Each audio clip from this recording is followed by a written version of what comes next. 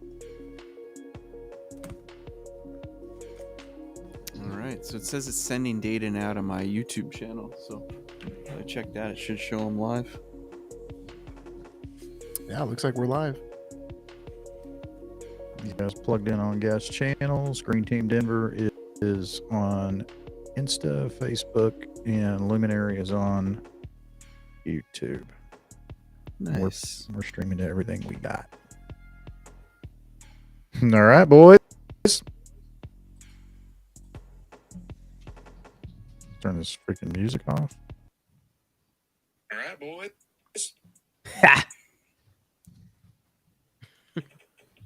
Somebody needs to turn their. Sorry, that was me. Just making sure it was working. John, can't take you anywhere, man. Yeah, I'm like a child. I mean, Even you're what are still we- choppy on your mic over there, Papa. What'd you say? You still choppy on your mic. Bullshit.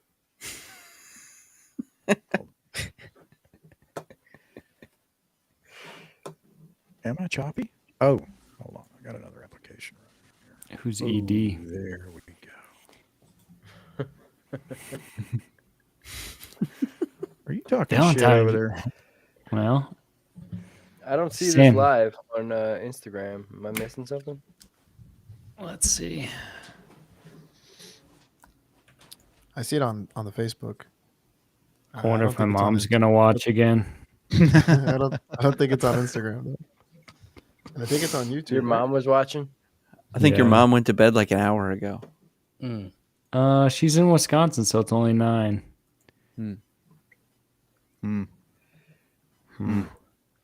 You want to see this on Instagram, is what you're saying?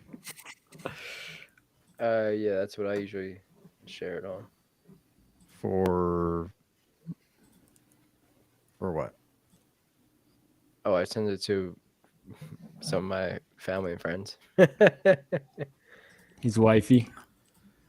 I'm gonna have to go get another corraler before we even start recording here. You really are. You might as well do it now because I got to connect to Ronnie's Instagram account. I thought can you not log into Instagram? I got Sean? booted. I don't know what happened there. I got kicked out. Ay. Guys. I don't know if somebody changed the login info or what. What happened there, but You've ever received from a client. Share your experience. Oh, what? There's some audio there. Watch out. All right, boys, talk amongst yourselves. I'm gonna sort out the Instagram issues. So, Sean, I want to know why you decided not to go with the monthly subscription. yeah. So I've been trying to like put together my sales pitch in my head. You're asking me about the why I decided to stick with pay as you go on mowing versus monthly. So my biggest thing is, and it's something John Mar talks about a lot, is eliminating friction, and I think about it as eliminating friction in the sales process, trying to get people in the funnel. I think once they're in, they're gonna appreciate the way we work and the quality of the work that we put out there. They'll stick around. We haven't had really any issues with the mowing. Obviously, it costs a little bit more for the extra transaction costs, the extra 25, 30 cents, whatever it is, for the credit card processing fees. But it's not like I'm chasing down money every year. I might lose. I think last year I lost $100 because somebody's credit card went up, and that's on me. It's going to be the same way whether I'm billing a monthly. I got to follow up on that credit card before we go out and hit their account, or whether I'm doing it every week and we miss one payment. I'm not worried about. It's when it drags on, it adds up for a couple of weeks that it becomes impactful. But last year we had one account that didn't pay us $30. That was it as far as mowing goes. Everything else we collected on, and so it's as far as the friction point. The friction was in the selling, trying to sell somebody on $136 dollar a month mow versus $34 a week mow. I like that. I like being able to pitch it as that weekly price, and then it kind of falls in line with a lot of the other prices that we're throwing out at people too. So like our fertilization, we did go monthly with that, trying to make it a more of a bite-size dollar amount to customers. So now by doing monthly charges on our fertilization, it puts that price right in line with the price that they're seeing for the weekly mowing. And so it's just a much easier transition in the conversation going from one service to the next and trying to pair those up. On the back end, we're billing them separately. It's, I got to set it up a little bit differently in our CRM. So I got to set up the weekly occurrences for the mowing and the monthly billing for the fertilization, and then set up each individual visit on the FERT. But I just found it from the people that I talked to early on, trying to pitch it as a monthly mowing service. It was the combination of increasing prices and then also going from a weekly number to a monthly number was a big shock. And so just trying to make that a more manageable sales pitch. I get it. If you guys are already set up for monthly, more power to you. If people are good with it and you've got that's core business. I was honestly nervous about, that's half of our business is weekly mowing. And if I burn a bridge with too many of those customers by giving them, even though it's, even if it was the same price, we didn't raise anything, it's kind of like a visual shock seeing that 3-digit number up there instead of a 2-digit number. It's a little harder to digest. I guess my question to you would be, is it a shock to you or is it a shock to the customer? Are you because I would propose that potentially you're having a mental block with, having selling it, Yeah. And I totally get it because it's scary, like making those transitions. But I think, and maybe your long-term goal is a little bit different than ours, but last year I asked myself, where do we want to be? How do we want our billing to be set up? Do we want to be prepay monthly? And the answer was yes. And so then you have to bite the bullet at some point. Yeah. So why not sooner than later? Why not when you have 100 customers rather than 300? That's a good point. I guess I certainly with your business model, I think it makes perfect sense doing the monthly, because you're all encompassing, right? So every service that they're getting is rolling into that price. Sure. So you can average that out and spread it across. Even when some of those services are going to be seasonal, you get those big spikes. You're kind of eliminating that, and just the whole pricing structure kind of evens out. And I think that is definitely a beneficial piece on when you're trying to sell a consistent price versus all these peaks and valleys. Where we are, I don't think, I could be wrong, but I don't think we're ever necessarily going to go that route where it's everybody is, we might have a package at some point where you can sign up and get everything. And we might price that differently. But when we are doing everything kind of a la carte, I just felt like it made a lot more sense on trying to just go from one service to the other, having a more consistent range. Are you charging out, are you clicking, and I'm not familiar with Jobber, so are you clicking through and charging customers cards for each transaction then? So when we leave a job site, our when we show up at a job site, we start our timer. When we end the job site, we end our timer and hit complete. It's all in the app. Our lawn care specialists are out in the field with the app on their phone, and when they complete a job, they mark it complete, and that automatically bills the customer. We keep the cards on, we've got everybody's card on file for all of our mowing customers. So when they hit that button, it automatically runs the card. I get an email telling me how much money was charged. The customer gets an invoice in their email box, and it's already taken care of. Okay, cool. And that's awesome because that's like you said, frictionless on your end as well. Yardbook doesn't have that feature as far as I'm aware. And so when we were pay as you go, I was spending every day charging cards, and it's like, dude, I'm just wasting time, and time's money. Yeah. So Yeah, closing it No, out. that's mhm. early on before I figured out how to looking for my pop filter here. Early on before I figured that out, yeah, I was spending way too much time running credit cards, trying to get everything processed. But now that we've got, we push all of our customers when they sign up with us before we come out for that first mow, they've got to have a card on file, and we just go ahead and mark it automatic billing. So as soon as we're done the job, boom, it's taken care Nice. of. Nice. Very cool.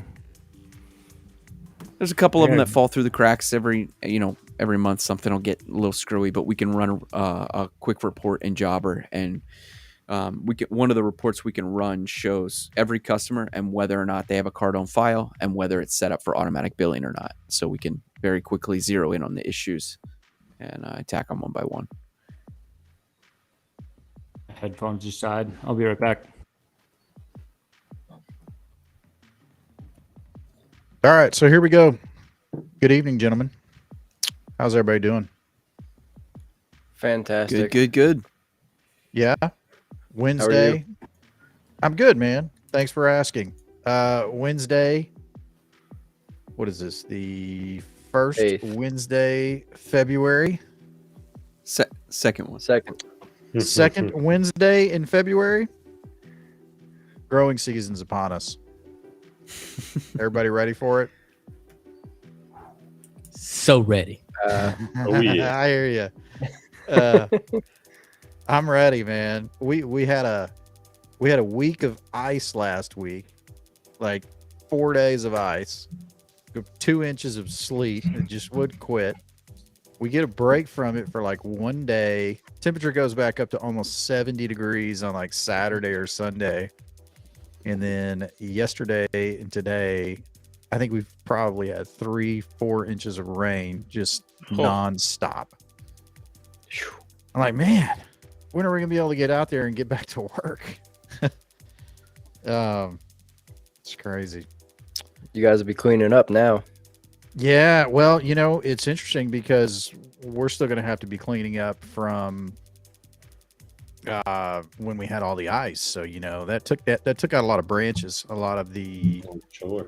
the magnolia trees that we have around here. They just, there's branches everywhere. People were out when we had that warm day on Saturday or Sunday, whenever it was, and just the streets are just piled up with branches that fell. In fact, I had to go out and move my daughter's car because we were concerned that the branches wouldn't hold the weight of the ice, and it was going to fall on her car. Needless to say, if her car got destroyed, that would be the third car that she's had that would have been totaled in the last 12 months. At least that one wouldn't have been on her. Yeah, exactly. Melissa's It like, would have literally been on the car, though. uh-huh. Doesn't make the bank account feel any better, but Oh, I know. I was like, I'm moving that car. You better believe it. I'm moving that car. So, well, cool. Well, good evening, guys. Kind of talked about what I wanted to chat about tonight. We've been covering a lot of things. Definitely want to dig back into getting into some setups. We just aired our show.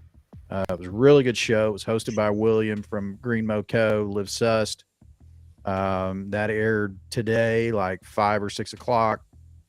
Really good show, kind of recapping 2022, the pitfalls that we all faced as a collective in 2022, and what we're planning on changing in 2023, and how those things are going to impact us. So, kind of got me thinking whenever I was listening to the episode earlier this morning, and having not been out in the field and worked for probably a week and a half because we had the ice, we had the rain, and I started thinking about like all the stuff that's bothering me about my business, right? And of course, I think to myself, I'm like, well, wait a second. I'm not the only person that has problems. I don't have things that are bothering me. I know these guys have things that are bothering you guys. I want to hash that out tonight. I want to dig into it and learn from you. I'm not going to start because I feel like I got a lot bothering me right now. So if I start, it might take up the full hour. So we are going to start with one of you guys. We've all got a couple things top of mind. 1, 2, 3, top 3 things that are kind of bugging us right now about our business. If it's operations, if it's manpower, if it's lack of clients, if it's lack of marketing, whatever the case may be. Jamar, I want to ask you, tell me what's going on with your business, man. I mean, what are a few things that are top of mind that are just driving you nuts right now? His mic being on mute, number one. Number one. Yeah. Is my mic being mute. But that's easy for me. If I'm coming in too high, let me know. You're good. But that's easy for me because really, honestly, for me, it's overwhelm right now. I have got 1,000,001 ideas, right? And I wanted to get them all done yesterday, right? And so my biggest challenge in my business is that analysis by paralysis, and then feeling like I have so much to do before the grass like turns into Hulk, right? Mm-hmm. And so that's a big challenge, particularly when I have other big challenges. So that's the big overarching deal. But there's things like everybody knows that I am working my way out of the field. I also run my business. You know, I don't run it part-time because I'm still putting 60 hours a week on it, but I have a full-time business that I do 50 hours a week on, sometimes 75 hours a week. And so with that being said, learning to train other people to do the job as well as I can do it, or at least as well as the client is expecting, that's been a challenge, putting these kind of systems in place for my production crews, my guys that are getting out there doing it, can one, feel confident that they're doing what they're supposed to be doing, right? Because one of the things I hate about any type of management or ownership is when they expect you to do something, but they don't tell you that's what they expect, right? They don't tell you how to keep score, right? They just expect you to read their mind. I got the same problem with my wife, right? Like, she wanted, well, not anymore. We're fantastic. If you listen, She doesn't listen to this, right? Yeah, no, not at all. You careful. But there was a time in our marriage where she wanted me to read her mind, right? Yeah. And I was like, I don't know how to do that, right? So I don't want to be that type of owner. I don't want to be that type of manager, right? That type of teammate that expects something of other people without even communicating that to them. So it's trying to put all that in a simple way to where we can still deliver an extremely different and satisfying, deliver a satisfying project or product to the customer every single time, but also being fair to my guys about what our expectations are.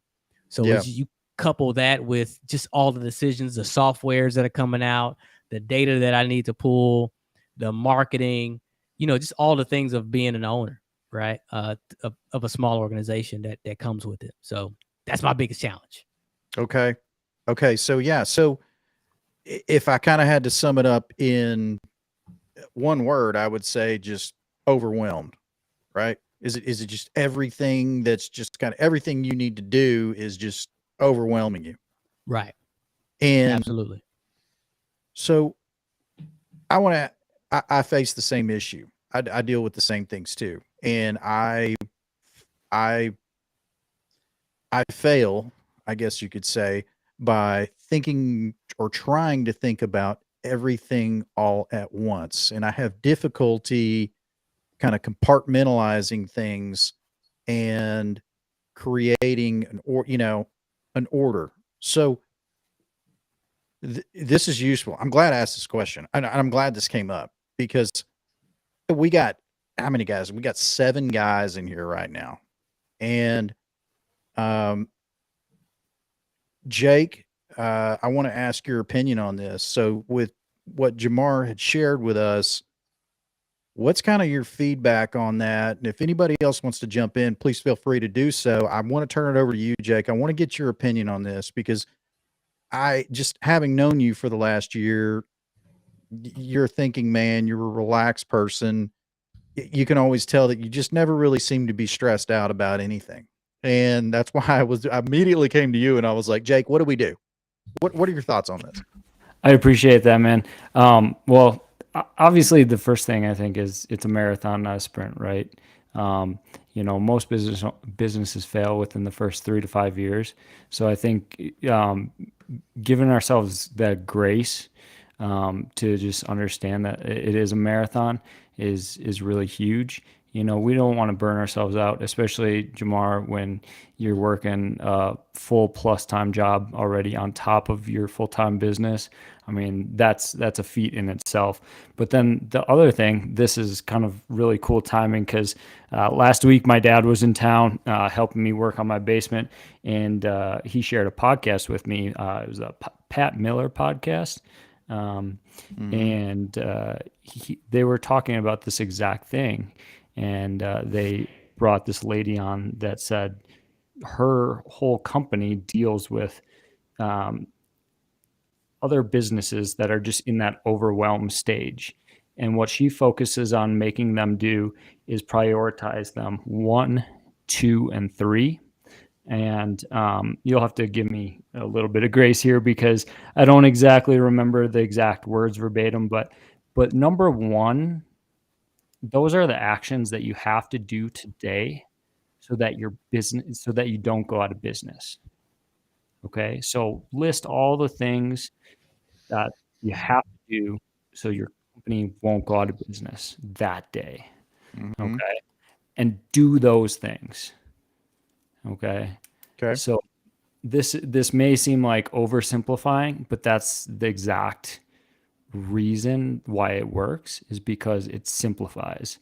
It makes you stop and realize, oh, okay, if I don't do my billing today, I'm not going to have any money to, pay for gas to go out and continue services tomorrow.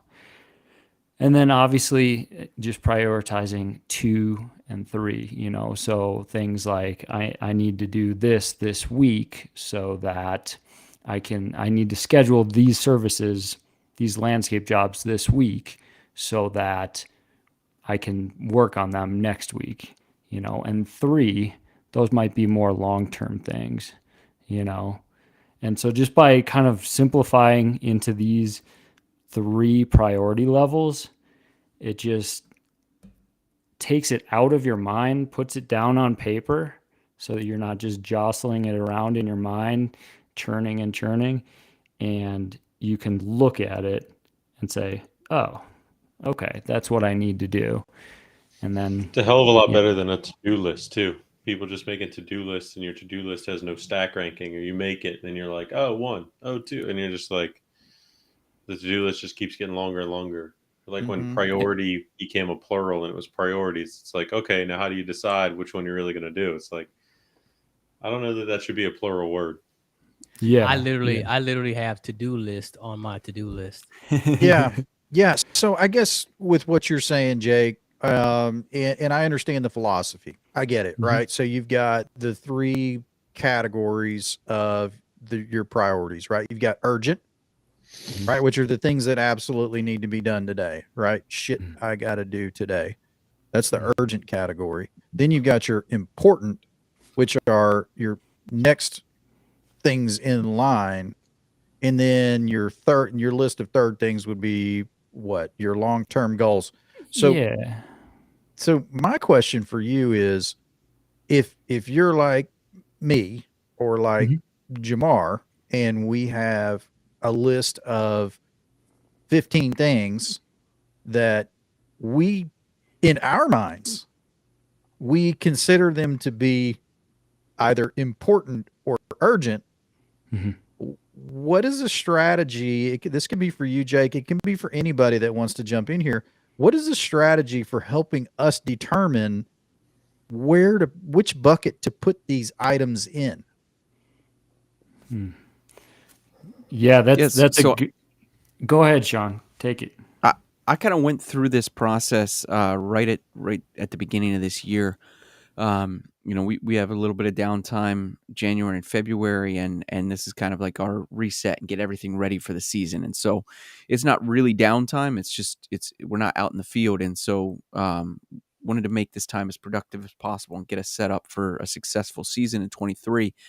But I was just, I'm looking at I've got these yellow pads. And I can't see them with my background; they're blending in. But I got these little yellow pads. I leave notes all over the place. They're all to-do lists and You're a all Post-it note guy. ideas. Yeah, and Oh, they're God. everywhere in my office. It's terrible. There's a story about the Post-it note guy, right? So look that up. Yeah, I don't use Post-it notes. Go on. Sorry.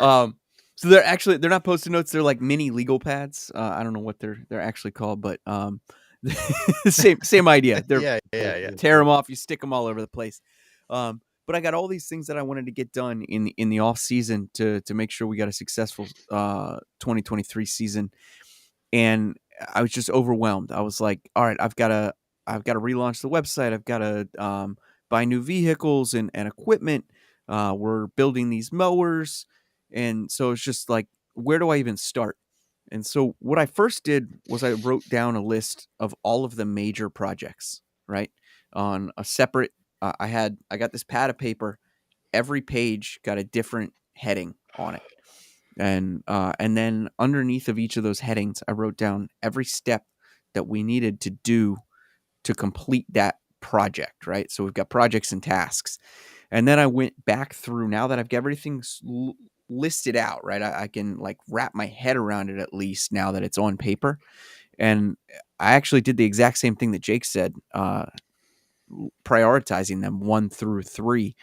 One being the things that absolutely have to get done for us to continue as a business. 2 are the things that will help us be successful. And then 3 were the things that are going to help us get additional sales, right? We can survive without these things, but we really want them.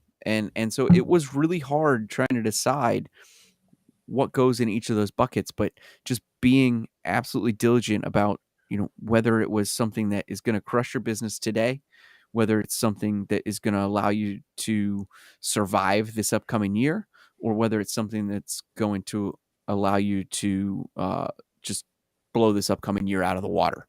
And that's kind of how I broke it down. And, just kind of an example of each of those things. If we're looking to grow this year, if we don't have the vehicles for it, then we can't put the people out in the field where they need to go. If we don't have the mowers, we can't have the people out. They can be there, but they can't cut the grass. And so those types of things are number one priorities, right? We've got things like our relaunching our website. That was a huge important piece for us this year. It's going to help us grow a lot more business, bring a lot more customers in. But that was, as hard as it was to do, I had to move that to priority 2. And then from there, I wanted to get some new licenses this year so that we can expand into some other areas of business, right? I wanted a pesticide license. But we can still survive. We can make it through without that. So that had to unfortunately go to priority 3. And it's really been important as I focus on each of these tasks going through, help me dial in on when I start the day, looking at my lists now, what is the most important thing? What do I need to tackle first? And then what do I tackle if I get through everything else? Yeah. One of the important lessons that I've learned with that, specifically with the pesticide license, is I'm trying to get that for me as the business owner. And when I sat down and wrote that list, that was the only way I was going to get that license in my head. But now I'm realizing if I hire the right person that's coming in with a pesticide license already, that knocks that right off the plate. And I can still achieve that goal just by hiring the right person, which hiring the right people was also one of the things on my priority list. But yeah. Things off. So Will, what are your thoughts on this? So I'd be curious. I kind of did this before, and I'd be wondering if you guys went back to rethink about that. Could you boil down each day to a OBT, to a one big thing? I had a plugin for a while on an old computer. I haven't reinstalled on this version of Chrome, but one of the podcasts I listened to, the guy actually made it. Every morning you put in the one big thing. Every time you open a new tab, that's what shows up, right? Like that's all the plugin does. But it gives you that if you get this done, the rest of the day is gravy. There's other things that have to get done, but I think that mental mindset shift of what's the one big thing I have to accomplish, it just that's kind of the kickstart to be able to get it done instead of the analysis paralysis. And I do it as well, right? We're overwhelmed of these are the 5 things I have to do, or these are the 7, or these are the 3. Where do I start? What do I do? And a lot of it, whether it's in business in general, whether it's getting these done, is just like starting, right? Putting your shingle out there, starting this business was incredible. The opportunities we had and kind of where we've ended up, not even a year at kind of getting things restarted. 2, just day to day, thinking of the OBT, the one big thing, and then going from there.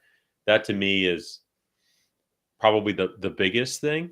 I'll say from a one thing you mentioned, Jamar, just to go back to it as well about training other people, though, is it's so tempting when you're trying to teach someone. Like, shoot, I do it with my 4-year-old kid. When you're trying to teach someone something and they're getting frustrated at it, the first or second time you'll be like, they'll figure it out. Or the third or fourth time you're just like, right, shoot, give it to me and I'll do it, right? Just give me the shovel, give me the remote, give me the controller, right? Trying to learn a game or whatever it is. It's just like resisting that temptation is just as tough, right? The whole teach them to fish, never have to do it again, or whatever the analogy is. Like, I get it, but it's still hard. And still to remember those things. So I think for me, from the overwhelm side, I would even go further. And Jake, I love kind of the prioritization overall. But in the day, I always just try to have a one big thing. Maybe it just makes me feel better that I can simplify it down, but it's definitely helped. And then in terms of training the team, that's a tough thing for us to resist. I'll say beyond that, I think it was Sean talking about equipment, right? For me, that's kind of the biggest stress, is the chicken and the egg, right? Have the team, the people will come, trusting that we're going to be able to fill out the crews, knowing if we don't, we might have to support salary for a little bit as we start to do it to kind of keep the people we want and have them in, and right at what point, and threading that needle of the team. That's been a big challenge for us. Like yesterday, Katie, we have 2 of those 30-inch Greenworks mowers on order. We were going to expand, get another Transit Connect, follow what Steven was doing, put them in the back of a van. Just happened to see on the Greenworks owners Facebook group page, one of the guys over there is like, yeah, they'll be out soon. They got delayed. So screens got delayed on a ship in China. And I'm like, okay, April 1st is the start of mowing season. Am I going to have them? And they're like, it's tough to say. Yeah. When these things got ordered, it was a February time frame. And B, why am I finding out on Facebook by some guy saying, hey, when are we getting these 36-inch mowers? Not from my dealer, not from my Greenworks guy, not from someone else. So, right, part therapy session, part answer to the question, because you gave me the mic. It's like, what am I complaining about in the last 24 hours is, which the beautiful part, I think, of this business, or at least where we are right now, is, okay, that's fine. You just got to adapt, right? We've got, right, we might go, we hadn't tried it, but we might go get another Ryobi and try the Michael, switch the battery in it, right? We might go get an Ego. There's some residential folks that have bought them that will try Z6 and see how it goes and figure it out. So it's you got punched in the face, and within 24 hours, we kind of have 3 options of how we're going to respond. And now I need to pick one. Now I have a different thing I have to decide on than something that I thought was taken care of. But Man, you don't got to decide. Toro all the way. oh, I talked to the rep today, man. We've got a set on order, but that still, what am I going to do? April or May? April/May. Still gotta wait. Yeah, you still gotta wait. April/May. So what am I going to do April to May? Right? That's what Toro said. Yeah, April/May. Equip. They said this month. So my dealer. So that's, I mean, Equip was months ago, knowing buddy. that info. Yeah. knowing that info, Yeah, Gerhard, bro. I talked to my distributor. Let me make sure that's exactly what I said. I talked to the dealer today because that was another option. I can't get this 30. I called my guy. Hey, we're gonna try this out. Build me, instead of using some of the batteries, and maybe I'll do the whole set as Toro and test it out. Give me everything. Outfit my crew with Toro batteries because they're all hot swappable. Hmm. And he said I was doing April/May. research today. Yeah, I was doing research today, and I Yeah. found April as well. Yep. I was told mid-April, the 30-inch that we ordered mid-April. Yep. They said 3 weeks initially, and then girl called me the other day and said mid-April. Could be May. Yeah. I'm not. Listen, I'm not counting on it. I don't And have that's the thing. I won't count on it anything either, right? DreamWorks I'll get some 22s or put some of the spares that we have into service for 2 months, whatever, right? And you offload them Mhm. on Marketplace if you have to, and just do it something like it doesn't have to be perfect right away. And I think that's another problem is, Jamar, you actually might have mentioned this on whether it was in the Discord or not. It's like until you're at 500, 1,000 homes, like I'm not worried about optimal efficiency at 5,000 homes. Yeah, it's Right. almost an afterthought. Right. Look at what's the famous Airbnb story, right? They went on Craigslist. They messaged the people and said, "Hey, I'd love to book this place, but are you on Airbnb?" And it was them messaging themselves to get more people to go over and do it. Like you got to kickstart the engine somehow. You got to Mhm. just find a way to fake it. Not even fake it, but find a way to get through the situation that's presented to you. Mhm. That's all we got to do. The Yeah. beautiful thing about us being small, and this is I tell people all the time, is like the advantage that we have is we can do the things that are not scalable now. Yep. Yep. Right. That's how you get the advantage is Yeah. do the things that are not scalable. When somebody becomes a new customer, don't worry about automation. You send an email, you send Yeah. a quick video, you send a quick thank you. Yeah. Right. Don't wait for no, I got to set up an automation for, now if you forget like I do, Yeah. and you know what I mean? think- yeah, we all do. Yeah. If you forget, right, then that's, set up your automation, but even the automation to remind you to Right. send them a thank you, right? Do those little things that are not scalable now. Do the simple get to the automations point. you can to kickstart what you need to do to get Right. through. Yeah. So I want to come back to that. I think that's really important. And Gerhard, I'm going to let you kind of stew on what's bothering your business while I ask Jamar this question. And it's a brutally honest question because those are the kind of things that consume you, right? And you kind of have a hard time, or I do have a hard time determining,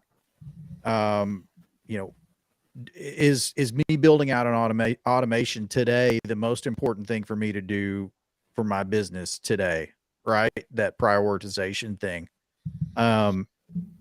Do you run through that same thing too, where it's like it's almost like you can trick your mind into believing what is the most important thing? I don't know if anybody else falls victim to this. I do it all the time. I'm like, oh, wait a second. That is the most important thing. And I convince myself that something that is just important, I've convinced myself that that is an urgent thing. When in fact, if from anybody else's perspective, it's not urgent. So Is it bringing in revenue or is it reducing cost? If it's not doing one of those two things, it's not important. It's Well, probably okay. necessary at some point, but sure. Great Right? question. Great But, question. My it's- answer to you is it bringing in revenue? Absolutely. But there's a timeline on that. When is it bringing revenue in? Okay. So what I'm doing now is going to affect my business. It's going to bring revenue in for our company. So it's not a waste of time, right? Yeah. That's kind of not my point. My point is we've got this big list of to-dos in front of us, and what I assume or what I have created in my own mind to be the priority for me, if you guys were running our business, EcoMo, I can promise you your priorities would be different than mine. So that is kind of the reason for this roundtable discussion, and that is to open my mind for helping me to prioritize, what's the most important thing we need to be doing for our business right now. Jamar has been very candid with his thoughts, just being completely overwhelmed. I understand where you're coming from. I want to get another perspective on this. Gerhard, you were given some time to think about what's bothering your business and what's bothering you about your business. What's in your head right now? And give us some insight. So what's going on in my head is bringing in quality leads for hiring, and just making sure that I have the recurring work to cover those hours. I mean, last year we did a good amount of project work, and I don't want to really build a position, an employable position based on project work. I want that to be based on recurring work, whether that's mowing or landscaping or lawn fertilization, which starting to dabble into this year. But I was just talking to my business mentor last night, and he was telling me, he was asking, talking about the hiring. He's like, from I think from when I first mentioned it, we were kind of talking about relieving the mowing from me, so I could focus more on the landscaping, because that's kind of my personal focus. Literally just listening to the podcast released today, talking about how last year we put over 600 natives in the ground, and this year I want to do 1,200. That's a big goal, but like that's a big personal, like, I love that. I love those planting jobs and planting natives and restoring ecology. But mowing lawns at the same time takes away a lot of time of that, but it's also more so a recurring, it's an employable position, a dependable employable position. The mowing lawns part or the Yes, installing the native plants part? the mowing lawns, because it's Okay. a recurring work, secured work. Whereas the project based, the plantings, that's here there. I mean, you could book out, you could market that big time and book out for weeks on end, but then you're getting weighed down by doing that and mowing at the same time. So my mentor was like, kind of, you should hire someone to just take care of your lawns. And that's still something I'm kicking around, but hiring a good, finding a good hire, and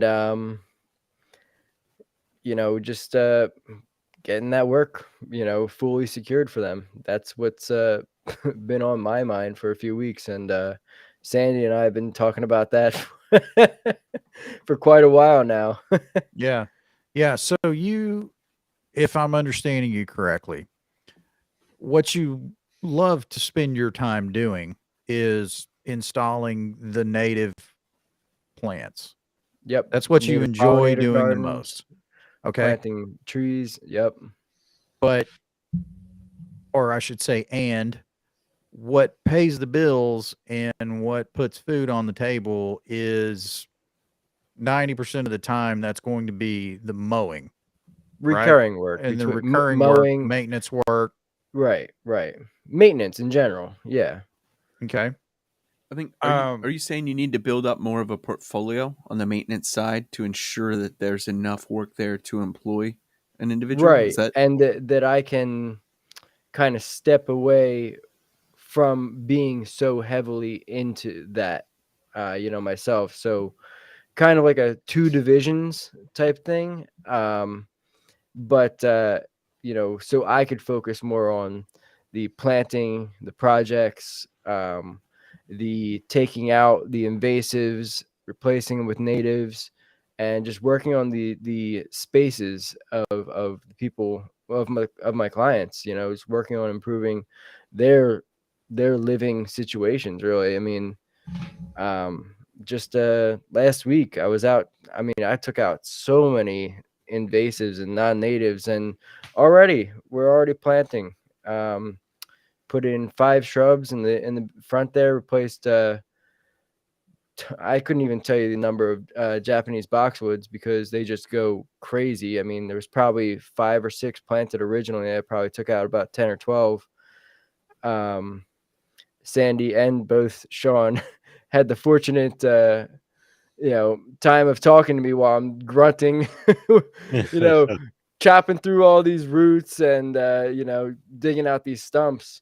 But you know, I mean, it's hard work, but I actually love doing that. And then I went in there and planted 5 fragrant sumacs, low grow sumacs, and those are native, and the conditions are just right. You know, they'll wake right up in their spot, and those roots will just boom go right into the ground, and they'll be established.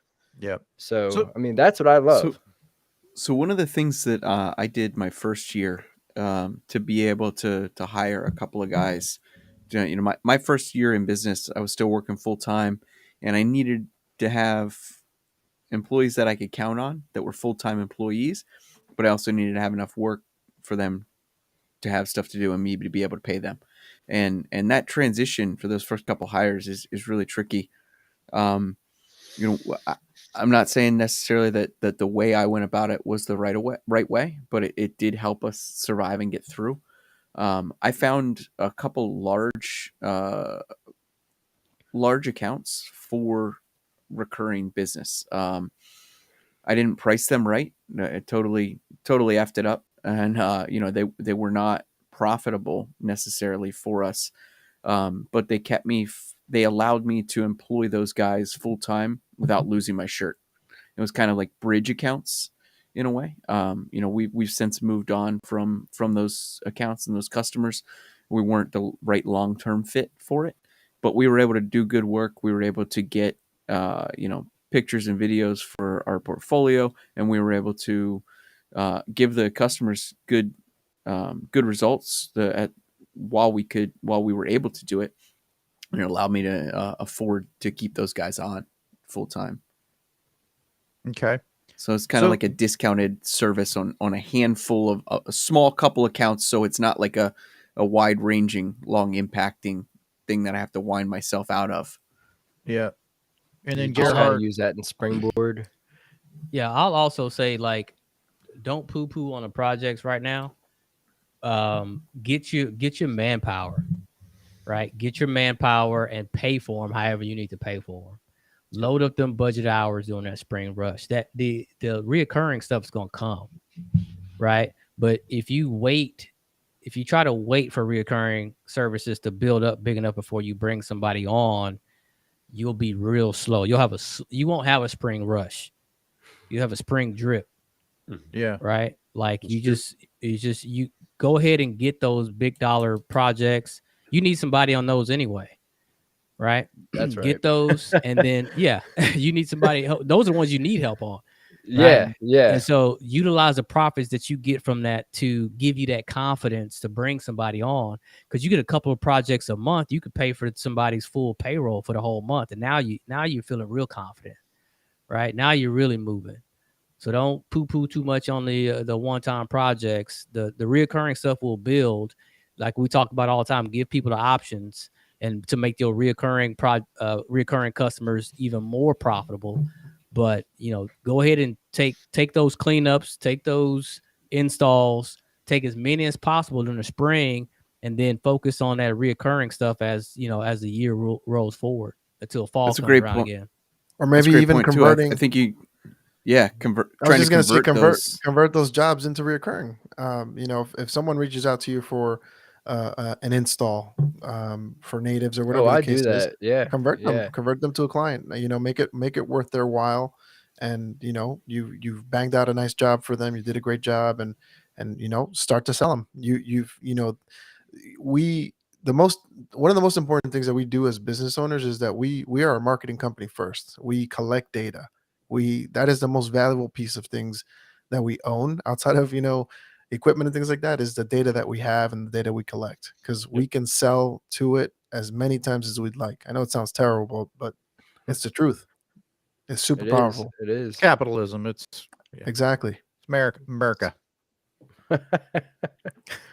America. Well, and it's not only capitalism, but it's also, you know, we're solving people's problems. You know what I mean? And it's a win-win because we're getting paid and we're solving people's problems, and we're a company that people trust. You know, we've built that trust. We've gone into people's homes, gone onto their property, you know, done quality work for them. So, you know, it doesn't just have to be a dirty C word. You know. Yeah, better Yeah. said. Yeah, definitely better placed. Good point. So Jake, what's bothering you with your company right now? Ooh, thank you so much. He's ready for this. Yeah, I am. So He's got to scroll. it's just perfect timing right now. And sorry, the old wifey just got home. Dude, how old is she? This is I'm real, good. folks. I'm Live. good. Sorry. Please tell me you're Sorry. talking about the dog. Anyway, guys, so it's perfect timing to ask this question because my biggest pain point right now, what's bothering me in my business is not having that year-round income. I know you guys down in Texas, you guys are working year-round. You guys down in Florida, for the most part, are working year-round. But over here in Denver, especially this year, we haven't really done any significant work since the middle of December. We've basically been snow covered and below 32 degrees since then. And so, we do what we can to save throughout the season and keep those salaries and stuff going, for me into the winter and everything. But the cash flow drops significantly. So, I've got a few ideas, but I'd love to hear what you guys have for thoughts of how I can just keep that income up, whether it's restructuring how I bill or, I think we need to talk to Michael. Get him on here. well, Yeah. honestly, yeah. Well, I think you led with a great point. I mean, looking at the way you've got your billing structured may be a great solution for you. What else is on your list? As far as pain points. Now, as far as things Oh, that you can do solution. to render the lack of payroll in the wintertime. Yeah, absolutely. So, in our Discord chat there, Michael shared, or actually, Steven, you shared Michael's Instagram post about he charges $15 per month for gutter cleaning. And they typically do about 2 gutter cleanings per year. And that kind of just got my wheels turning because, Michael commented, yeah, get your one-off gutter cleaning people on a gutter cleaning service program. Yeah. And, I've always struggled with, I know those people want that recurring service. And a lot of them remember, to call us and whatnot. But I think we could do better, and by just getting them on a monthly payment program, it's just automatic. And To make it easy for them to say yes. We have to do it's not even the hard work, but it's a little bit of the work to make it easy for them to say, of course, or yeah, sure.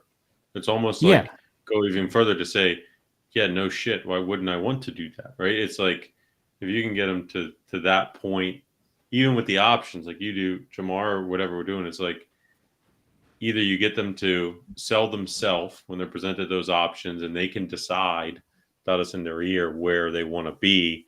9 times out of 10, they will probably have a higher ticket than they would have if we were sitting there next to them or trying to explain it to them. And then number 2, if you make it right, dead AF simple, you just kind of make it easy for them to feel silly not saying yes. Yeah, exactly. I mean, I signed up for our Brothers Plumbing, Heating, and Electric because they're like $24 a month, and we'll come out and do annual inspections on all of these things, and you don't even have to think about it. I was like, well, yeah, sure, $24 a month. Why wouldn't I? Right. Yeah. So I also think too, to your point, Jake, is that we get into a habit of being afraid or thinking it was like, wow, would anyone really pay X amount of dollars for the service? I mean, I know I wouldn't, right? So I think sometimes we put ourselves in a situation where we're afraid to spend people's money when they may be looking at it from a different perspective. So $15 a month in the gutter cleaning example may be nothing to them. So not being afraid of pulling yourself away from that, and just don't be afraid to spend their money. You don't know what their perspective is on that. Just because you may think it's expensive or inexpensive, it may be a whole different situation for them. That's Yeah, peace of mind. totally agree. I think I've finally overcome that, Sandy, within the last year or so. Yeah. It's a good feeling, right? I still do it sometimes. I'm not gonna lie. So Mhm. I just try Yeah. to remind myself. Yeah. So It gets my- easier and How have easier. you wait to go back to that real quick? How have you overcome that? Because I feel like as I'm hearing that it's two ways. It's either as yourself kind of being able to figure that out and convince yourself of that, or it's having a set or a target customers, right? It's Miss Sally that you can always call upon that you can kind of like test the ideas with. That'll be real. But I feel like if you have that same person, you don't want them to be like your yes person. So maybe not leading the witness, but like how have you what do you think has helped you become more comfortable with kind of not selling against yourself? Putting that in front of customers or just kind of feeling like you put big boy pants on and just kind of got it? Like A little bit of all of that, I think. A little bit of trial and error, and just realizing that 90% of the customers aren't even flinching at the prices that I'm putting out there. yeah. And well, then you're not then- charging enough. Right. You know what I mean? And then just also just having that target customer where, they look at the value that they're getting, not the price that they're paying necessarily. So that's been kind of cool. Yeah. So I would say a little bit of all of that. I've got a question for you guys, just as far as the recurring, kind of taking the same concept of $15 a month for gutter cleaning. I was thinking that I could also translate that into like our mulch service for some of our one-off customers. Are there any other services that you guys provide or that you guys can think of where this would be kind of a good billing model? That's Cleanups. immediately where my head went to whenever you said that you were looking for something to kind of bridge the gap in the wintertime. That was going to be my question for you, and that is, I would look at what service lines you currently have, what you are offering, and see if there's additional services that you potentially could be offering during the wintertime in Denver. I would assume it could be snow removal or whatever the case may be. And I'm going to frame this up for you by sharing just a brief little story. We were in a bind in the summertime, and I brought a bunch of guys on board. We had a really big crew, and we had this lull. We had like 3 weeks where we didn't have a lot of money. And I said, well, I should do mosquito fogging, right? I had to create money kind of out of nowhere, right? I had to make payroll. So I was like, well, I guess we're just going to do mosquito fogging. And lo and behold, did a little bit of research and got a couple of backpack foggers for doing mosquito fogging, those cold foggers, electric foggers, and some mosquito concentrate. And we did a promo on it, an email campaign, and we put it on our website, and we pushed out a couple social posts and whatever. And it absolutely just took off. And it turned into being a gold mine for us. And we weren't compelled to do it for the reason because we wanted to. It was basically a service line that we created out of desperation, or that we adopted out of desperation to make payroll happen. And then once we got into it, we're like, oh my God, this is a great revenue source. I mean, we did like almost $30,000 in, top line revenue for mosquito fogging, and the margins on them are absolutely spectacular because the mosquito fogging services, we got people on contracts. So to kind of tie this back into what you were saying and what Michael Reed was saying from Quiet Lawn with their gutter cleaning packages, we were bundling these mosquito fogging packages with people's regular monthly maintenance, along with their mulching and their weeding and all that shrub cleanups, etc. But it was one additional service line that we were able to introduce out of the sheer fact of desperation that has now turned into almost a staple in our business, because we're the only people in Dallas that are offering the service that is 100% all natural solution for mosquito fogging. All the other companies are kind of claiming they got this organic whatever, but they're putting pyrethrins and bifenthrins in their solution to get rid of mosquitoes, etc. And all these people heard about us within this very short period of time. So with that being said, are there additional things that you could be doing during the winter time to alleviate 3 months of downtime? Yeah, I think there are, it's just historically I've been afraid of them. And the one that I'm thinking is snow shoveling. But I guess as I go forward, and especially as we move into, having more of a traditional employee, going forward, I'm looking to not be in the field as much. So if it's my guys in the field doing the snow shoveling at 3 a.m., I'm a little more okay with it if it's not me. Not to mention that if we did do something like snow shoveling in the winter, that would kind of get me as a business owner off the hook from paying unemployment.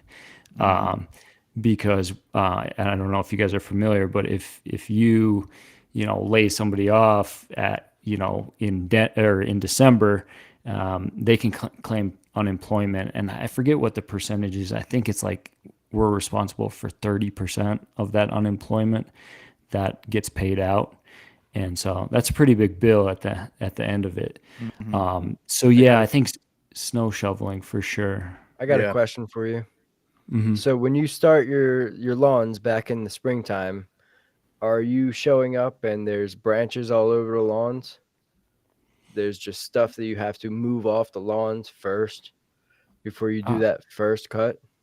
Not really, not much. So we do a big fall cleanup, and then we You don't have typically stuff fall in the wintertime? Because I just literally yesterday did a property cleanup, and they've got massive trees, and everything was cleaned up from the last time I was there last year.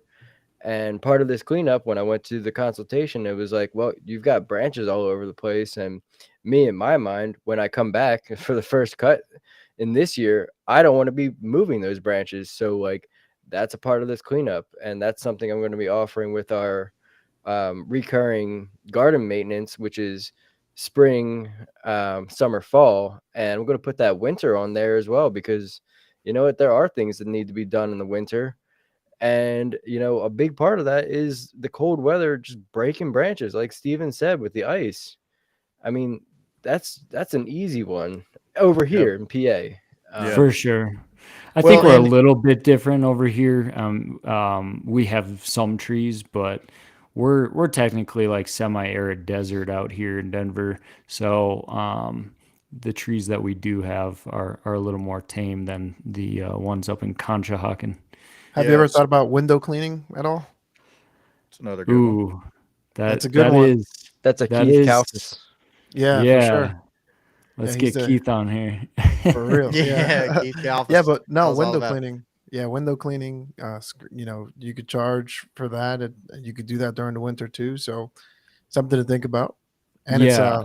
low. I don't think it's is expensive to get into. So No, low not cost at all. entry if you got the right tools. You just have to make sure you set yourself up for success. So Especially if something you're we already can- cleaning gutters. You're already Good up point. there.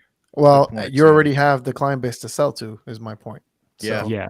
No, Jamar, what are your 100% thoughts? Yep. Good point, Sandy. Yeah, that's solid, Sandy. There's a coach group I'm in. There's a lot of guys that are window cleaners there too. Now they do kind of slow down during the winter, but they're in the same boat. But a couple of things I thought about was, if you're just looking for cash flow, like you said, with your monthly deal, one of the things that I would probably try is see if some of your clients would like to pay 12 months as opposed to 9 months, right? That's one option.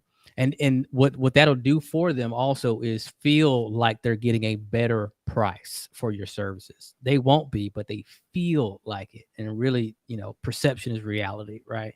And honestly, that's the only reason I went to monthly billing, because it feels like they're getting a good deal, right? And so everybody's used to paying on a subscription basis, and everybody's used to paying things in payments, right? They just feel like it's normal. I can wrap my head around it. The other thing is, things like I don't know how heavy the snow gets up there, but like landscape lighting. I've talked to quite a few guys that are doing landscape lighting. It's super easy. It's just as easy as like Christmas lights, but you're not getting up on a roof, right? And nobody knows how nice landscape lighting is until you light up their landscape, right? It's like the ultimate upsell. Yeah. And so I'm hearing a lot of guys rush to that in their slow periods. And some of them are actually, I talked to one guy, he's just leaving everything else and he's just doing landscape lighting, right? Because the margins are there. And he's like, this is what I'm doing now. I'm not dealing with anything else. We're just going to do the lighting, right? Excellent. Yeah. Another thing is, it's kind of out of our norm, but like kind of like the window cleaning, but like a garage organization. I know a guy that's doing that. Especially with those indoor QR painting. codes. The thing I sent you guys. Yeah. Yeah. What? Yeah. If you can set up something like that, garage organization, indoor painting, there's so much that we can do when you already have a customer base. These gutter cleaning guys even upsell people to, not only do they clean like the leaves and stuff out of the gutters, they do they'll upsell like a gutter whitening. Yeah. Right. Or installations. Yeah. And they'll bleach the gutter so it has a little extra sheen and shine on it. You know, so they'll do a $300 gutter clean and add, gutter sheen or gutter whitening for another $129 or whatever. Whoa. Like, yeah.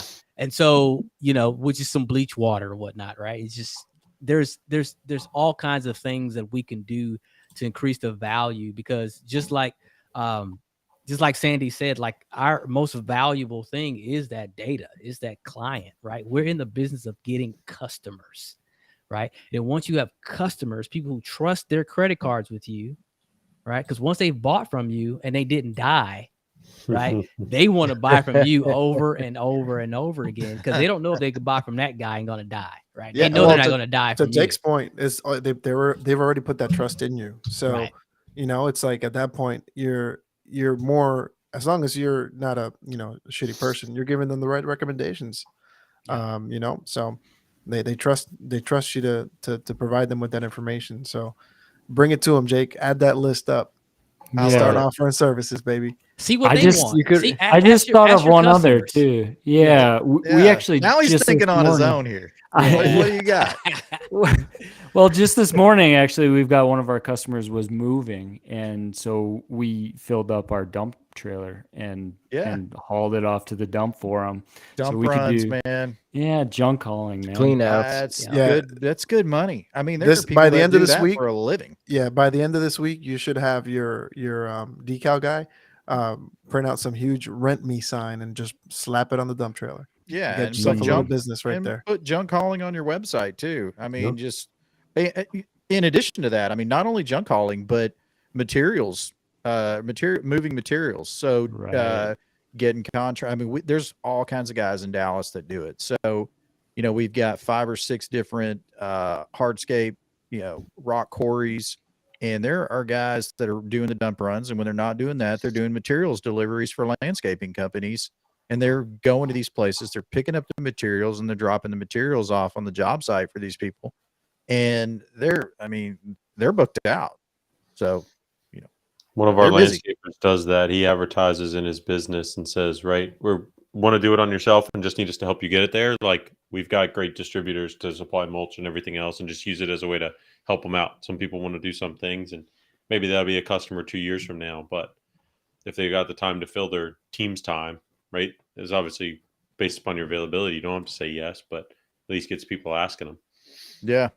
yeah, we'll have to add junk hauling and materials delivery, because you have a dump trailer already. Yeah. And I mean, put that thing to work. I mean, Sandy's Right. got window cleaning for you. Jamar's got a laundry list of things we could all be doing. I got a Awesome. quick random one for you guys, just to see if you guys have ever thought about this.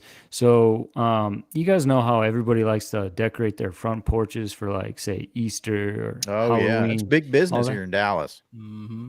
Have you guys ever thought about, like, offering or like partnering with a company that maybe offers like porch decorating? to your customers? Or like, Halloween lawn decorations and stuff?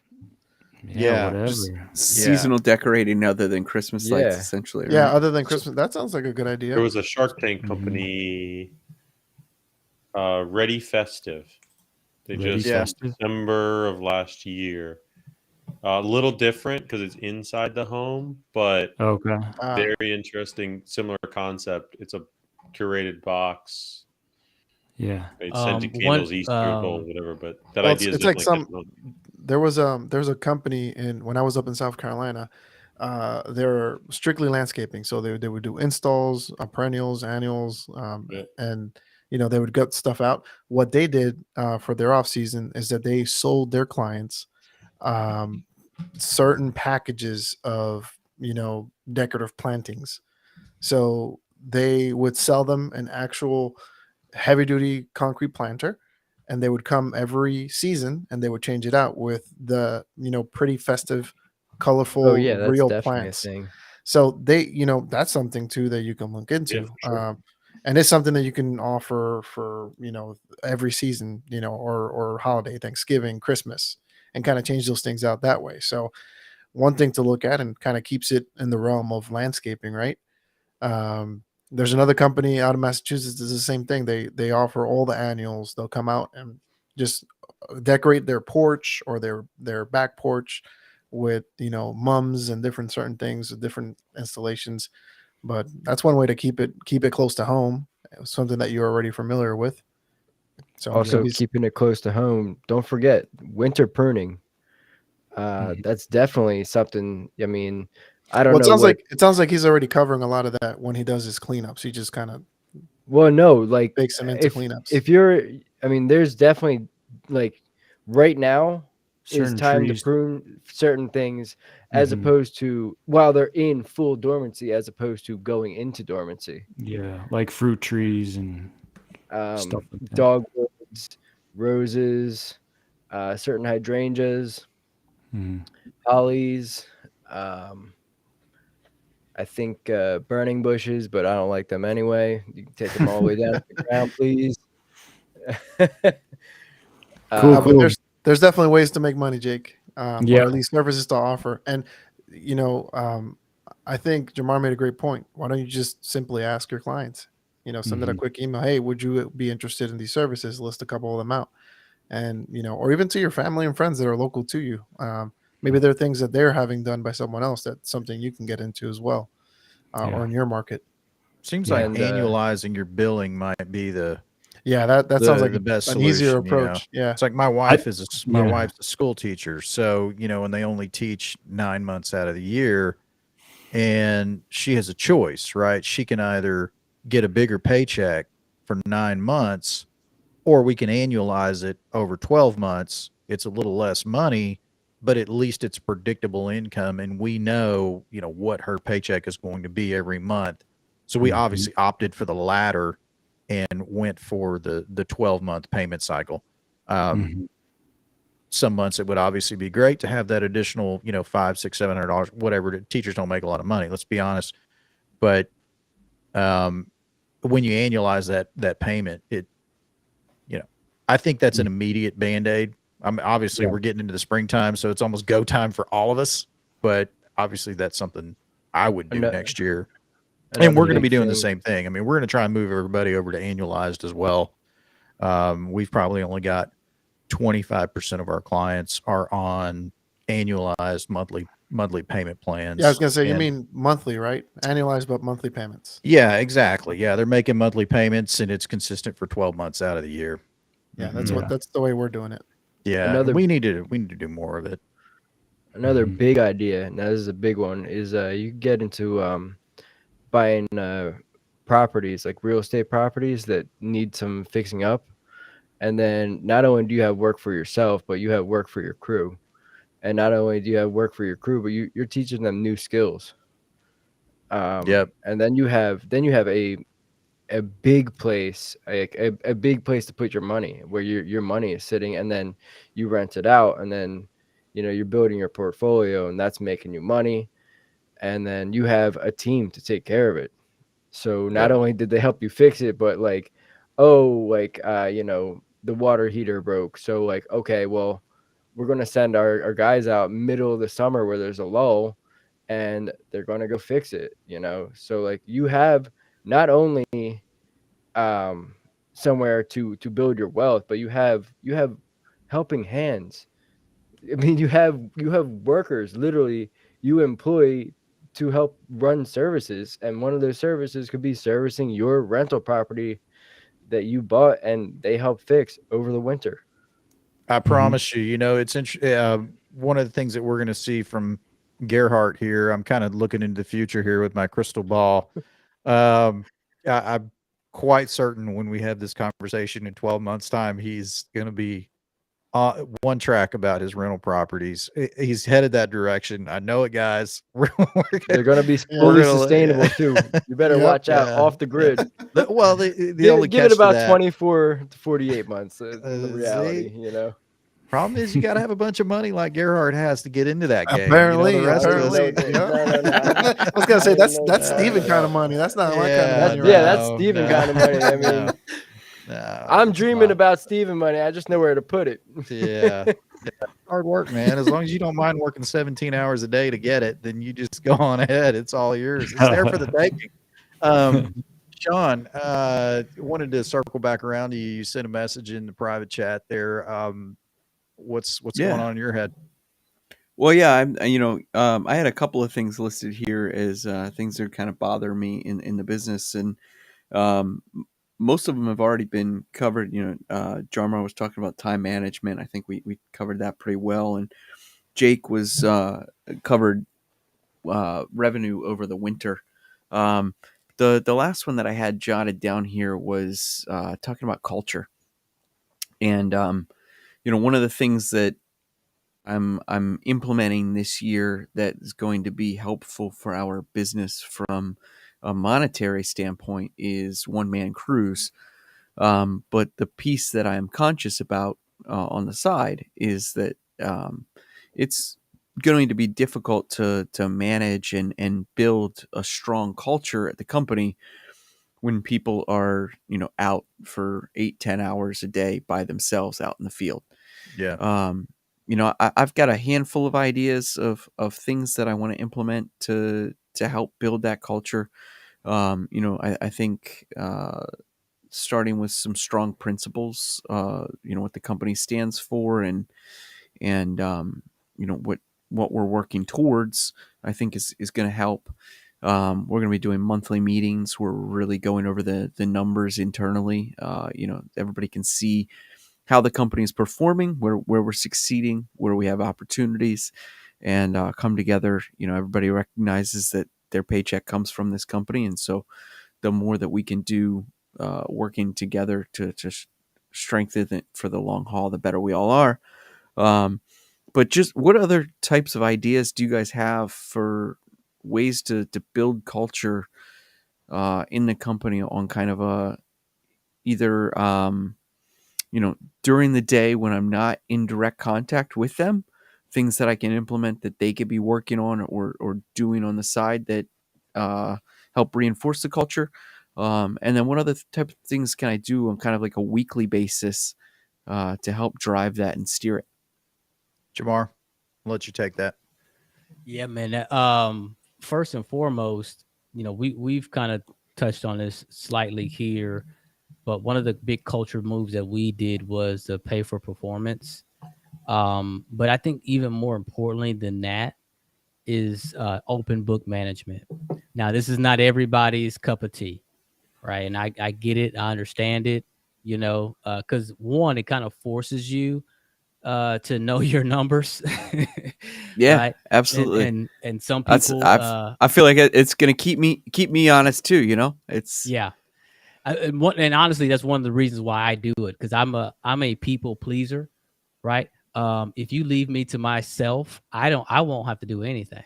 I tell my wife all the time, the only reason we have this house is because of her and these children, right? Like I would be in a van on a beach somewhere. Right. Yeah. Like we all I don't need anything, but I'm a people pleaser, and I understand, like, for my motivation is to show up for other people.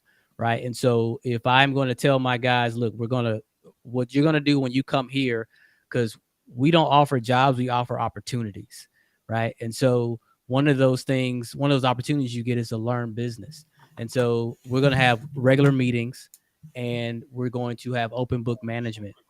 The other big benefit about open book management is you get buy-in from guys, or you can clearly see the guys who are not bought in, right? I can sit there and say, hey, look, this is what we're doing, guys, this week. Like, and this is what we got for next week. We looking a little light. And they'll be like, hey, do we have any more door hangers? I can go hang out some door hangers while, this weekend, so we can kind of, I'm like, okay, cool. Let's do that. That's a good idea, right? Or they'll come up with an idea. Say, one of the things we do at Miss So-and-so house, we always do it. And I don't know if she's really paying extra for that or not, but it takes a little extra time for us. I said, okay, good. So we're going to get an estimate out to her to pay for that, right?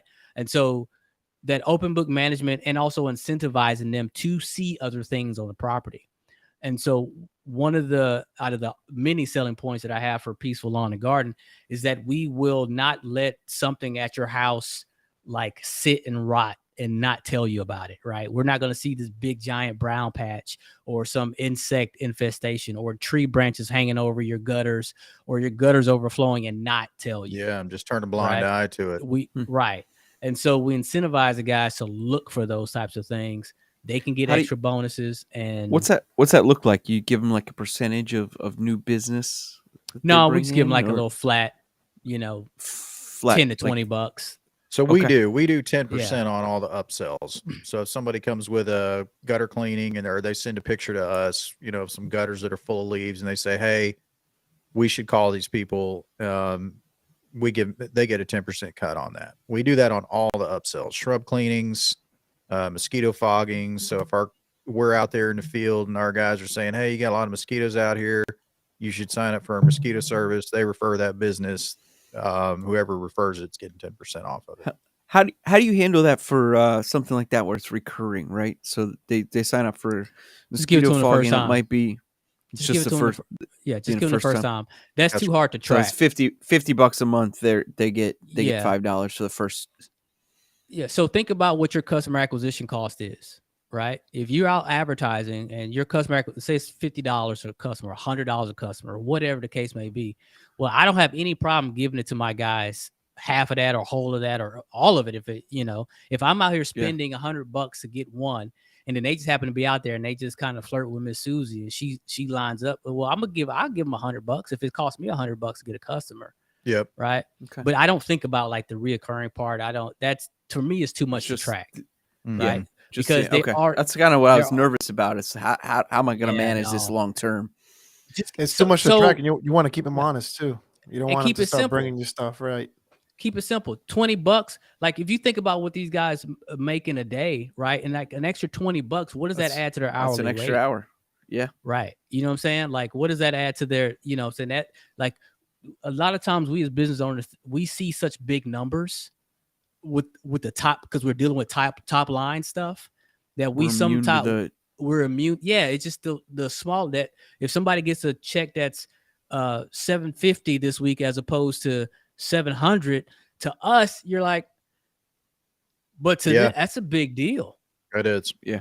You know what I mean? So extra $50, man. That's a good point. Also, $25 for bringing somebody, $20 even for reviews as well. So like every little thing you want them to do, incentivize. Just like the government. That's it. But don't forget, you can incentivize them with like a gas gift card too. I mean, they're always going to need gas or something else like that. And then, it's a tax write-off. Listen, the easiest thing is just find out what makes them happy and meet them. Well, money is always the answer, right? Well, yeah. I was just talking to my accountant about this, literally for the employee. Should I would it be better to offer them a gift card for whatever? And, that could be a restaurant or, something that they would like to go to with their significant other. Or it could be a gas card, which is like, oh, they have to spend whatever less on gas a month. Yeah. Or whatever. Or cash. And he said, well, you should let them decide. Because it should be, if it's their reward, then they should decide what that reward is. Yeah. So I think we all agree on that. Incentivizing in some form or fashion, be it money, gift cards, definitely a great strategy. I mean, we noticed it. I don't have any specific data in front of me. We tried the program out for kind of a bonus structure, and then we kind of fell off of it for a while because I had a few guys that just wanted to cut grass, and they weren't genuine. They weren't bought into it. Ultimately, they weren't bought into it. So, we kind of let it go, and then we brought it back again this last year. Like I said, I don't have any data in front of me, but I do know it was incredibly helpful, particularly for the shrub cleaning. I think that's kind of where my head goes immediately. I'm like, there's probably a dozen times at minimum, probably 24 times where the guys that are out there working would send a photo. They'd say, hey, these people need to get their shrubs cleaned up. That hadn't been done in 6 months or 9 months or 10 months, whatever. And we would send that picture to the client and say, hey, here's what's going on, and then we would get that business closed. So I think, to everybody's point, very, very good input. Sean, if that's not something you're doing, I really like what Jamar said. I think he kind of drove it home. Incentivizing your guys, Jamar's got an open book accounting system where they know how much money the company's making. They're kind of like a part of the company, right? So they're invested in the company. That's some really good stuff. We do the pay for performance already. And we are, quote unquote, open book currently, but I think creating some more structure around that, forcing it to be a recurring presentation, showing them on at least a monthly basis where we stand, I think is gonna be an improvement. Yeah, but then I love the incentives that you guys are talking about. Just finding some ways to keep them engaged more than just going out and doing the job and coming home. I will share with you that while it sounds somewhat insignificant in a way, that we're all everybody's going our own direction. We're all scattered, right? We've got the 2 maintenance crews, we got a landscaping crew, we've got me that's out selling most of the time, and or working whenever I can. And we're never all really together all at once, right? Everybody's coming in at different times, and they're dropping off the equipment, and they're downloading trailers, and they're grabbing batteries. And so what we try to do is once a month, we will have 2 hours. We'll spend 2 hours on a Monday or a Friday, depending on whichever day is kind of like the most, the best time to do it. But we will get together for a couple hours, pick up some breakfast tacos, and we'll sharpen lawnmower blades together and make sure we got all the gear ready, and do a head count on the ladders and the shovels, and we'll go through and we'll run through a list, and we'll just talk about things like what's broken, because we got like 20 shovels, right? And people breaking shovels all the time, and rakes, and just stuff like that. And we'll kind of collaboratively talk about the business together. And while it's costing us money as a business owner, right? So we're paying these guys, they're on the clock when they're in there doing it. So they're not P for P in this particular instance. They are getting paid to be there and just kind of hang out with each other and bond.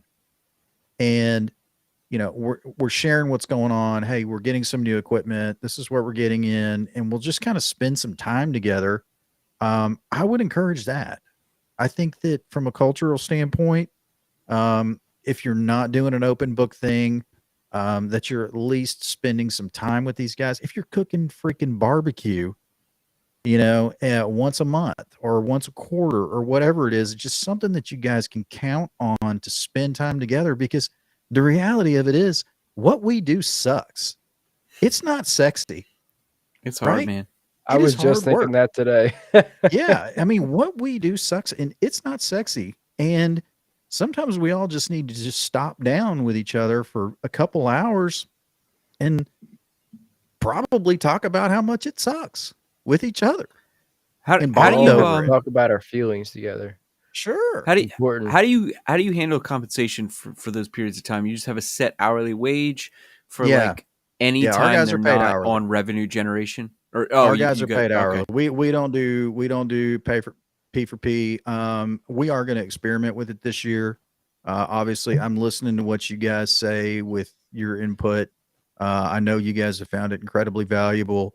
I am going to experiment with it. I've been resistant to it, honestly. I've been stubborn to it, and it's a fault of mine, right? Full disclosure, I'm humble enough to say in front of the 6 of you guys or the 5 of you guys and the rest of the world that might be listening right now. I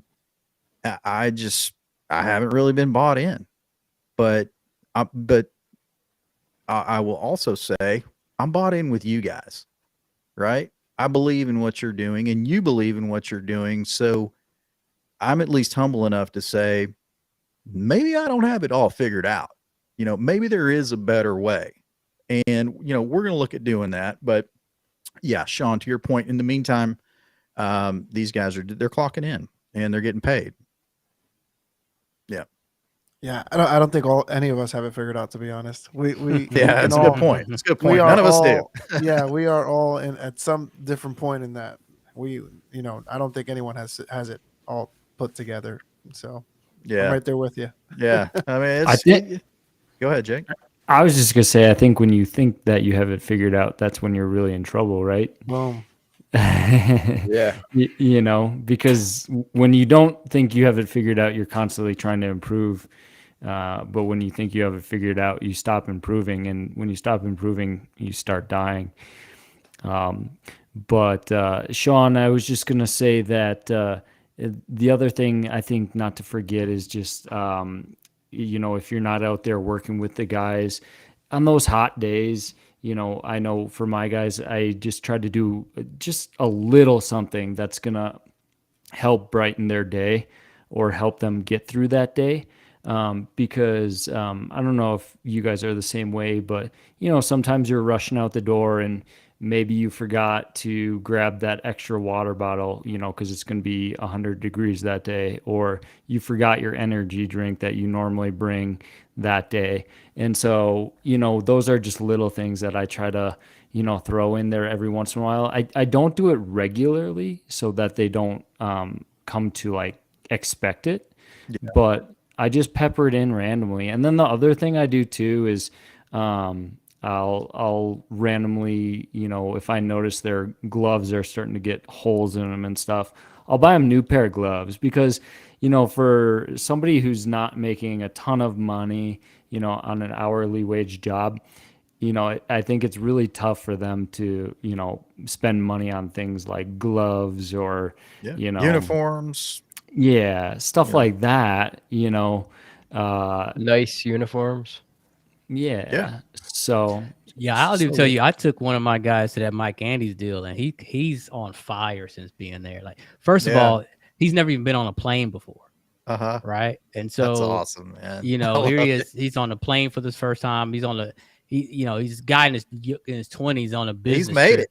He's for just a made it, landscaping man. company. Right? Yeah. For, we cut grass. You're on a business trip, right? Yes. Like, he calls me all the time. It's like, what else can we get done? Or he has new ideas. You want to talk about morale booster. I'm not telling everybody to put somebody on a plane and take them somewhere, but look,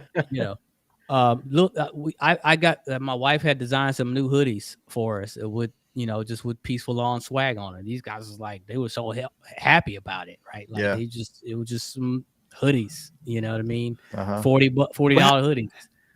How far you guys go on uniforms? So for us, we give everybody basically a week's worth set of polos, and then we've got one hoodie that goes out to everybody. We're gonna be adding hats this year. We're also getting as far as like, well, I'll circle back on the water bottles in a minute, but just uniforms. Like, so I expect them to show up in work pants every day, along with the polo, and then in cold season have the hoodie. You guys provide pants? So you expect them Yeah. to buy their own pants, or where's Nice the pants, too. line drawn? I get nice pants, Pranas. Because in my opinion, and I've been in this for a while, if you're not getting nice pants, then you might, if you're very lucky, get a season out of them. And you're spending, on like a semi decent pair of pants, 30, $40. I'm on season 2 or so, with some Pranas, and never pay full price for Pranas. That's rule number 1. You can always find them cheaper.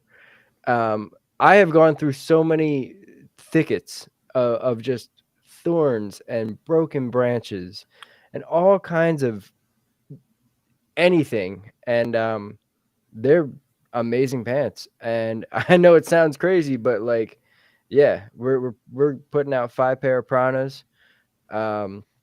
Going back on the incentives, like a time-based incentive, like if you're here for X amount of time, I'm throwing in those Cujos. I love them personally.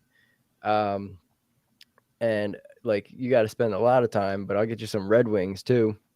Some nice insulated Red Wings for the winter. I think that's a neat way to do it. It kind of like if you hit certain Tier milestones. based. Yeah. Tier based. Yeah. I'm gonna say something real quick, Gerhard, because I know you love talking about this stuff, because we talk about it all the time. But I'm all for providing your employee with as much as possible, because at the end of the day, they're going to be representing your company, right? And keeping them clean is important. And we know this job is dirty, and sometimes the folks that we hire on don't have the same eye that we may have personally as to what clean is, right? They may say, well, we're doing a dirty job anyway, so what's wrong with the stain that I have on from 5 days ago? So I'm all for, providing them with as much as possible. To Gerhard's point, his vision and opinion and Piranhas and how it performs, he holds it at a certain, level. But for you, that could be a different brand. So whatever you feel comfortable with. Yeah. I'm not saying go with Piranhas. I'm just saying that personally, I've experienced that Piranhas are just there's so much more lifetime value. I mean, yeah, they're more upfront. I mean, it's like buying an electric mower, it's Hey, expensive. Steven, Gerhard's- we he's need to flexing contact again. Piranha. We need to contact Toro. Yeah, we need Mean the Green sponsorships. Sustainable over here. Yeah. I think he's got his own sponsorships going right. on He's the like, side. somebody got a backdoor deal. Look at I that. told y'all, You heard that, right? Yeah. I'm trying to get with Vortec next. He look Gerhard, like he's talking- You don't even know what's Emerald coming City. down the line. Yeah, he's talking about investments and I just properties. want to know if I Yeah. gotta That's what I'm buy people pants or not, and he's Right. gotta dive in on the answer specific is brands. yes. Even if it's like cheap pants, yes, Name cheap, dropping. get your people some pants. I mean, every place that I've worked that I felt professional, and I felt that I was paid professionally in this entry level position, I got pants. Told you he's flexing, man. Yeah, for Gerhard real. buys his guys Teslas. Yeah, right. Like his employees drive Teslas. Man, If that's you last impressive. it 1 month at this company, you get a Tesla. Yep, that's Man. it. Everybody gets a Tesla. Make it I'm make trying it to 3 get- months. We'll upgrade you to plaid. Listen, I'm listen, Sean. talking to Planet Fitness now to get a memberships for people. But I mean, I get it. Who wants to do that after working a hard day? But you know what? Yeah. It's winter time. You stay with me over the winter. I'll hook you up with some Planet Fitness. I can Yeah, promise look- you, my look, guys Sean. are not going to Planet Fitness.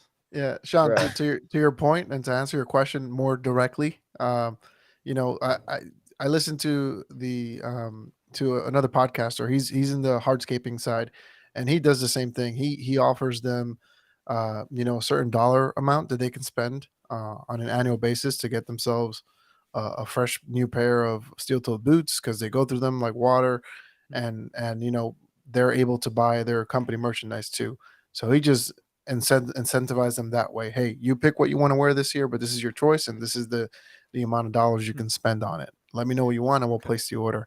You can make it that simple, or just say, hey, here is your season's worth of equipment for this year. Yeah. Let me know if Yeah, anything breaks.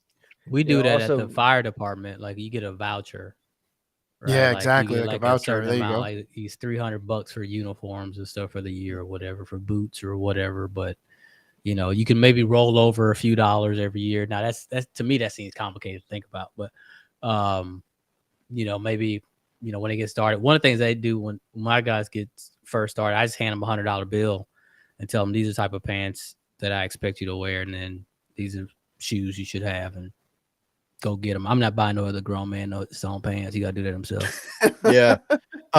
Which leads me to my next question, and then I guess we can wrap up. We've been at it for quite a while. What happens when your guys don't wear their uniform? Oh, this is I was going to say SOPs, baby. I SOPs. thought you were going to Go say home. something else. Exactly. Yes, that number one. I thought you were going to say but he didn't say that. when they're done working for you. So the company I worked for previously, But he didn't say that. Yeah, he's still going. He's still He going. didn't say that. You hear him, right? He's still But going. it does address this. You know, like what do you do when you're done working for priorities. you? That's a good question though.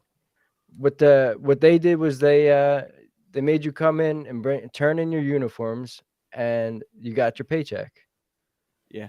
So you got your last That may paycheck not be in legal in person. every state, FYI. So Yeah. Check So your legal. we are not giving you any sort of your advice. legal- Figure it yeah. out.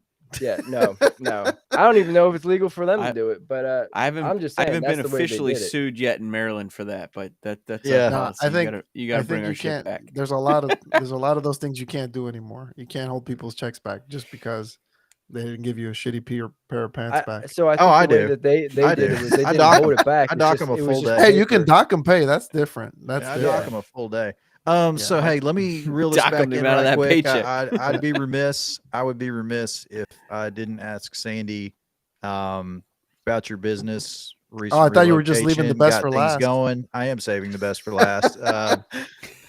What's bothering you about your business? I know we've covered a lot of things, man. Oh, Yeah, I'm I'm sorry. gonna We're out of keep it- time. We got. Yeah, right. Well, I'm gonna keep it super Pom-pom. simple. Well, you know, most of you guys know already that I'm restarting my business here in the Tampa Bay area. So, you know, for me, right now, the biggest thing that's bothering me is overthinking and over planning. Super straightforward. And it's funny because Even though I Gerhard and I tell were you talking every about day. this. Yeah, we're talking about this in detail, and I'm literally overthinking the process. Right? Oh, I need my website to be 100% done. Oh, I need that to be done in order for me to print marketing material. Yeah. So it's really slowing me down in my process of getting out there and gaining more clients. So right now, a lot of the stuff I'm getting is more organic. So hey, this person says, hey, I use this person, and then they'll reach out to me. So my client base is really small right now, and that's because I'm overthinking things, or I'm Yeah. literally choking myself out because of it. Because I'm putting these false notions, like you mentioned earlier, that I'm deeming that the website is more important than me actually getting out there and working, even though it does and it will generate revenue. You know, so it's one of those things. I just think the biggest thing right now is just the overthinking. You know, equipment. We all have those issues to deal with and walk through. I mean, right now I'm going to work with what I have, but I think the biggest deterrent right now is the overthinking of everything. So I how think do you got to go back to basics and just yeah. you know, Exactly. Yeah. you've got all the knowledge of everything that you did wrong the first time around. Like, no, I don't mean any offense by that, but like we all fuck up taken, everything bud. the first time around, right? Right. And so No, you've and got all that's the this thing. knowledge Failing, you're not of growing. what Exactly. to do better. And so just go back to basics, you know, start over, but with all that knowledge that you've built up on how to attack a new territory, man. I mean, Yeah, and that's why I quickly figured out that the issue is me stopping myself and creating excuses that don't really exist. And that's why I'm glad that we've got this group, because I can, bounce. You guys can keep me in check. I'm like, dude, you already know this. Like, what are you doing? Like, you're only hurting yourself. Like, just get out there and do it. I mean, that's exactly what Gerhard told me today. And it's like, you've got a good point. I don't have to wait for all these things to fall in line. I could just go out there and work. Yeah. Yo, this is me. Like, this has been me like my whole life, right? Like, I want everything to be perfect before I Exactly. go. Right. That's a big issue. But there's a concept called the minimal viable solution, or minimal viable product, MVP, that they do a lot, right? And you know who really gave me permission? Like, you really think about it, you're like, okay, yeah, if this guy is this the way this guy does it, like, we should all be in line. You And talking about me? That's no, absolutely not. Absolutely not. But I love the way you jump and build your parachute on the way down. Right. That's something I admire the hell out of about you. But it's Elon Musk, right? Yeah. Yeah, man. Elon is he's always in an iterative process, right? It's what's the most important thing first, and then we build upon it. And you don't know what to change until you put stuff out there to get slapped around and beat up on, right? You Mhm. don't know how to counter punch Mhm. until you get punched, right? And the counter punchers are the greatest fighters in the game, Yeah. right? And so, I've learned from him that minimal viable solution is the way to go. So like y'all saw my website for the last, couple of years. It wasn't even, there was no menu. Yeah, was but a it was the logo. sexiest thing alive, though. It was as simple as can be. It was a logo and a request button and a statement, because that's all they really need to know about you, right? And then now, I got Lawn Pro Marketing building out, the real gym or whatnot. But like my minimal viable solution was working, right? Yeah. And then the same thing with marketing. Like you hear a lot of people say, oh, door hangers don't work anymore. This, man, we're knocking door hangers out the park right now. Bullshit. Door Door hangers work, man. Yeah, I mean we're knocking it out of the park, and so I'm seeing more traffic to my website. I think people are just Googling our name because they're seeing our postcards. Yep. Those A-frame signs. It's all about cadence. It's all about the cadence, man. Yeah, just keep it simple. Consistency. Get that minimal viable solution, right, and then iterate from there. If you don't feel like it's all complete, then don't sweat it. Just go with what you got. Yeah. And then make that minimal viable solution as simple and as sweet as possible and as effective as possible. Think about first principles, right? A website, all I need is who I am, what I do, and then how to get in touch with me. That's it. That's why the first one works so well, right? When I'm out working, I just need you to recognize who we are when you see people working, right? So the A-frame signs, because I waited on those A-frame signs a whole year because I kept waiting on my wrap. I didn't want anything on it because I wanted my perfect wrap to be done. Yeah. Right. And it still ain't done. Yeah. So the minimal viable solution to that is one, we finally got uniforms with our name on it. But then I was like, well, people can't really see that from the street. And then, but they still see it if they start seeing it over and over. Right. And then the next thing was, let's put these A-frame signs in everybody's way in traffic. It's not all peaceful, but they can at least see the name peaceful on there. Right. And so minimal viable solution, and then give yourself permission to be iterative, right? Simple, and then go back and fix, and just keep building up from there. But the most important part, as we talked about earlier, is getting customers. Yeah. Shoot first, aim later. Yeah. Well, and I'll jump in here real quick, Sandy. There's a lot of things I admire about you because you do things right, like from day one, from what I've seen, and like your social media game is killer. Like, you know what I mean? Like, I think right now, like my business is quite a bit bigger than yours, but I feel like you're doing things like a big business would be doing. So that's really admirable. But in your own words, it's also kind of holding you back a little bit. Yep, So, 100%. But the thing is, you have a full-time job, right? And a good paying full-time job at that, you know what I mean? So in your own words, you're trying to get the boat closer to the dock with, Turf Pros, to want to or need to switch over. So I would say, if you are trying to light a fire under your ass, so to speak, you got to find what is your sense of urgency, because it's not really financial, unless I'm wrong there. No, you're 100% right. You know what I mean? So what is your sense, or what is your motivation to get that 20th customer, get that 50th customer, get that 100th customer, and go. So I don't know. Do you know what to put you on the spot, what that urgency could be for you? I mean, I think about this all the time, and personally, it's the actual work and the I guess the best way I could explain it is the actual feeling of owning something that you have built, whether it's small, big, medium, large, whatever the case is. So I think that sense of ownership for me is the bigger driver. But to the point we were joking about earlier too, is that financial, of course, is important as well because I've got to be able to maintain and take care of my family, right?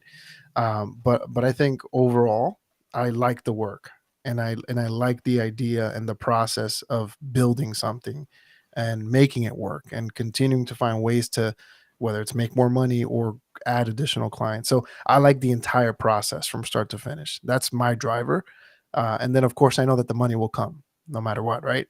Well, if I do things right and I know my numbers. But so I think the big thing for me, or the big driver, is the actual process. So how do I get from point A to point B and so on? Because like I said, the finances will come up and they line up if I start to do things right and I continue to do things the right way. I know that the money will follow. Sandy, can I Heck say yeah. something? This helped me a whole lot because I'm in your same boat, right? Like I don't need the money from the mowing, right? I'm not one of those people. I tell people this all the time. I admit it. I'm not one of those people that if I don't go out there and get these lawns mowed, that my children go hungry, right? But one of the things my coach said to me that really helped me a lot, which also gave me permission to kind of move forward and then open up what I'm able to do, is he told me to stop thinking like an owner operator and start thinking like an owner investor. Right? Yeah. You are a business developer, and that's what you love. And I love that part of it too. I love coming up with fresh ideas. I love coming up with something that nobody's ever heard before. I love coming up with a process for people to really enjoy. And the problem was when I'm out in the field doing the work, I was getting in the way of that business development. Right? I wasn't like, I do love to work with my hands. I love to get out and get in the dirt. I love to garden. That's something I really enjoy to do, but it was getting in the way of me doing the thing that I think I loved even more, and that's building the business. Yeah. Right. Yeah. And so that's my motivation behind, bringing people in, creating systems to build this thing. And for me to finally get in my way and then like hire people and start giving people more responsibility, even though I know they're going to mess up, and they do mess up all the time. Stuff come up missing all the time. Right. But that clicked for me, that thinking like an owner investor as opposed to an owner operator in your particular position. I'm not telling everybody needs to do this, because you got to get out there and get the work in and pay your bills. And if you need that money to feed your family, you get your tail out there and get it done. But for some of us who don't necessarily have to have it to survive, we're in a different position than others, and we should probably take our mindset. If you want to build something, unless you're trying to build a part-time job, but if you're looking to build a business, think that thought process really helped me out a whole bunch. Yeah, I wrote it down. I'm gonna frame this thing, man. I'm telling you, I'm gonna print it out. Yeah, you got me questioning, you guys. I'm like, why in the hell would you want to do this? Oh man, I kid. mean, I mean, we do it because we love it. We're passionate about it.